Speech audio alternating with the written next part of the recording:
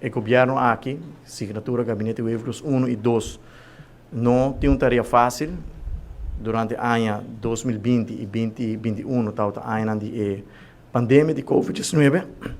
Ora a pandemia a começar a chegar ao seu final, desde o começo do ano 2022 a começar a guerra entre Rússia e Ucrânia, que conduzir na inflação de riba 10% mundialmente, que conduzir na preço de barril de petróleo de riba $140, que conduzir na escassez de comida, que conduzir na preço de gasolina, que nunca antes não se chega de experienciar no mundo e tampouco na Aruba.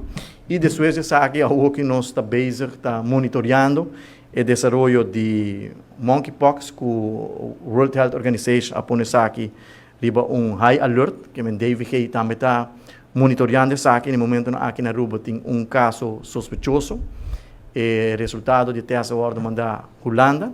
E dura 4 dias para nós poder a confirmação se essa aqui é o primeiro caso, sim ou não, e segundo se está correto, entre hoje e amanhã nós vamos ter a confirmação se essa aqui é o primeiro caso de monkeypox. Naturalmente, deve que atrás seu plano acaba de precaução e acaba não se passa durante a pandemia de Covid-19, que nós temos mais experiência também com manejar outbreaks assim, e no caso aqui, se a Aruba registrar o primeiro caso, naturalmente deve que lo queda manter a comunidade informada que o que passa no mês de turma para evitar que essa aqui vira widespread. Tem ainda em acordo declarar uma pandemia para a World Health Organization, pero deve que estar monitoreando essa aqui de cerca e naturalmente essa aqui por tem efeito de nos